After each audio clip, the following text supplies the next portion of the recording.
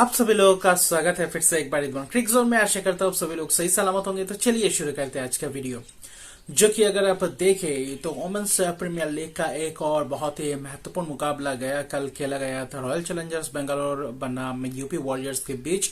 और ये बहुत ही महत्वपूर्ण मुकाबला ज्यादातर देखे तो रॉयल चैलेंजर्स बेंगलोर के हवाले से इसलिए था क्योंकि रॉयल चैलेंजर्स बेंगलोर अपना एक भी मुकाबला नहीं जीत पा रहे थे और वही अपना चौथा मुकाबला भी खेल रहे थे कल के मुकाबले में। और वही जीतना अनिवार्य था इस मुकाबले में। इस टूर्नामेंट में अगर बने रहना है तो जीत बहुत ही जरूरी था रॉयल चैलेंजर्स बेंगलोर के लिए। और जिसमें से पहला जो स्टेप था वो अच्छा किया, पहले टॉस जीतकर बल्लेबाजी का फैसला किया और स्मृति मंदाना ने।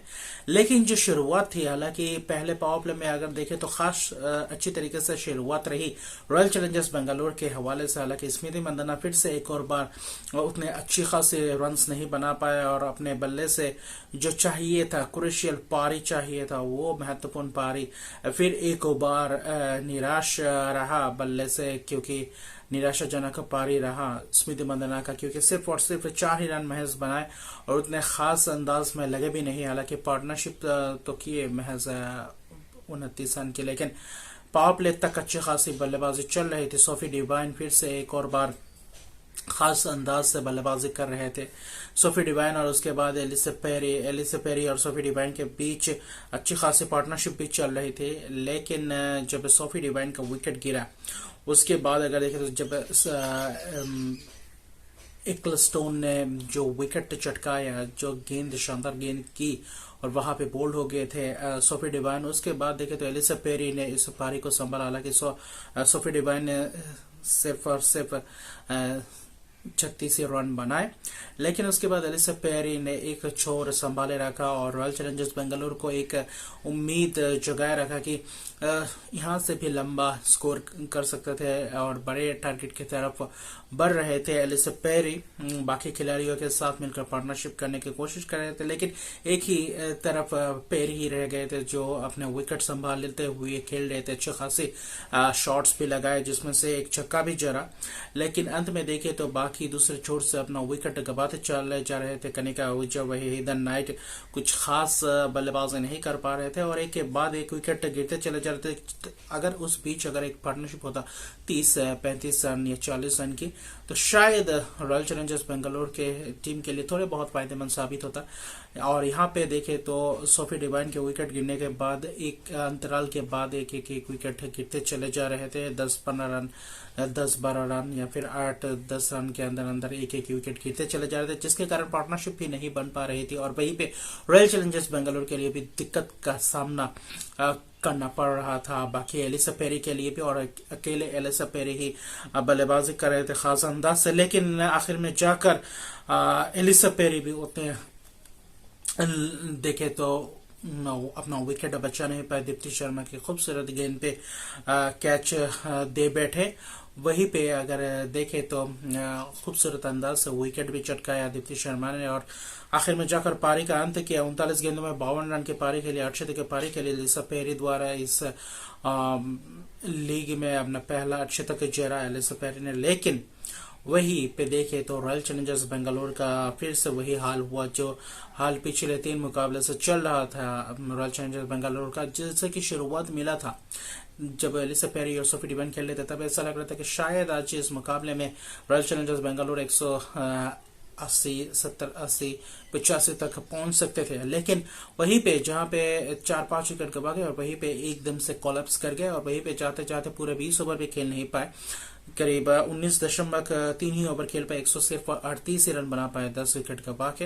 अगर गेंदबाजी की बात करें तो खास गेंदबाजी रही दीप्ति शर्मा और सोफी एक्लस्टन द्वारा, और क्या खूबसूरत गेंदबाजी रही। एक्लस्टन ने भी 4 विकेट चटकाए 13 रन देकर 3.3 ओवर में। वही दीप्ति शर्मा ने भी अपना तेवर दिखाया, 3 विकेट चटकाए 4 ओवर में 26 रन देकर, और खूबसूरत अंदाज में दोनों ही स्पिनर्स ने गेंदबाजी की। और वहीं पे जो सोफी डिवाइन और एलिसा पेरी का विकेट था, और वो विकेट चटकाने के बाद सबसे ज्यादा अगर देखें तो फायदेमंद साबित रहे यूपी वॉरियर्स। वहां से मैच का रुख ही पलट दिया आखिर में विकेट चटकाकर, और सोफी इक्लस्टन और वही देखे तो दीप्ति शर्मा की शानदार गेंदबाजी के कारण यूपी वॉरियर्स ने इस मुकाबले में वापसी की और वही 139 रन का लक्ष्य था और कुछ ज्यादा लंबा स्कोर करना नहीं था यूपी वॉरियर्स को। हालांकि एलिसा हेली के लिए एक ये था कि इस मुकाबले में एक लंबा पारी खेला, और जैसे कि पिछले भी वीडियो में मैंने बताया कि एलिसा हेली के बल्ले से क्या रन सच बढ़ सकते हैं, और वही हुआ इस मुकाबले में।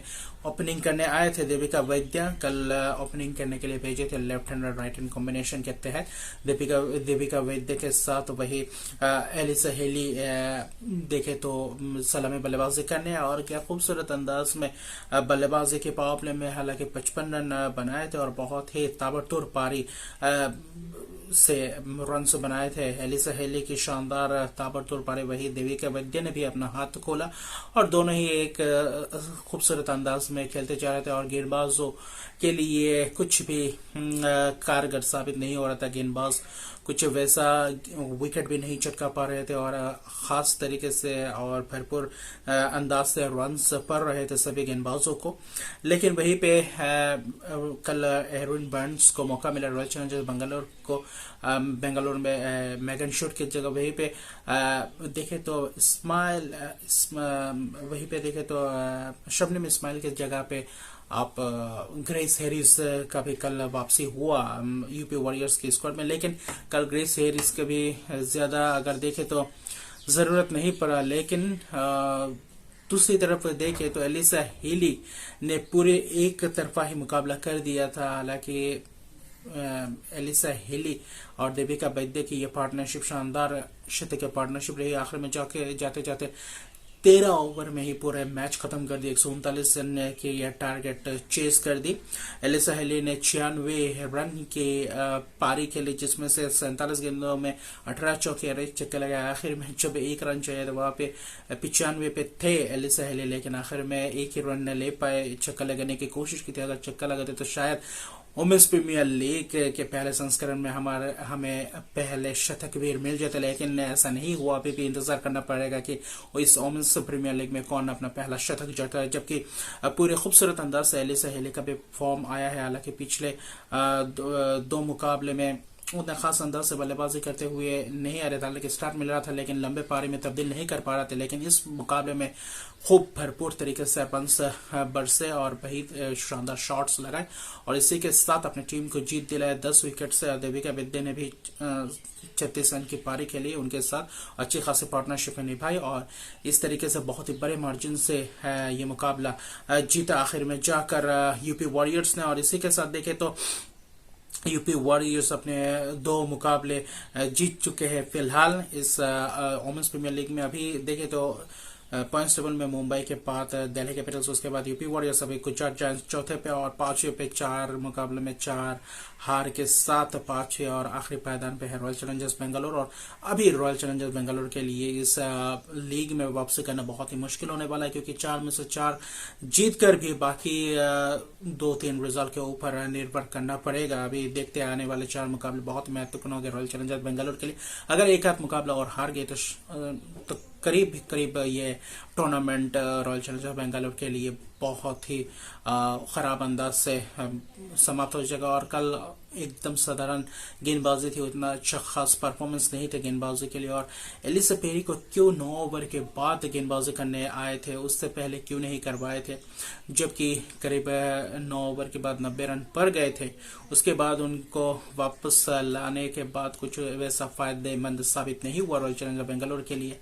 और रॉयल चैलेंजर बेंगलोर को सलाह मशवरा करना पड़ेगा, इस बारे में सोचना पड़ेगा और क्या स्क्वाड में कुछ प्लेइंग एलिमेंट में तब्दील कर सकते हैं, तब्दीली ला सकते हैं और आगे आने वाले मुकाबले में कैसा परफॉर्मेंस आता है। हालांकि आज एक और मुकाबला है जो ये भी बहुत ही महत्वपूर्ण मुकाबला होगा। यह होगा अगर आप देखें तो दिल्ली कैपिटल्स बनाम गुजरात जायंट्स के बीच। और दिल्ली कैपिटल्स क्या वापसी कर पाती, जो पिछले मुकाबले में मुंबई के सामने सस्ते में निपट गए थे, करीब 105 रन के अंदर रन से बनाए थे।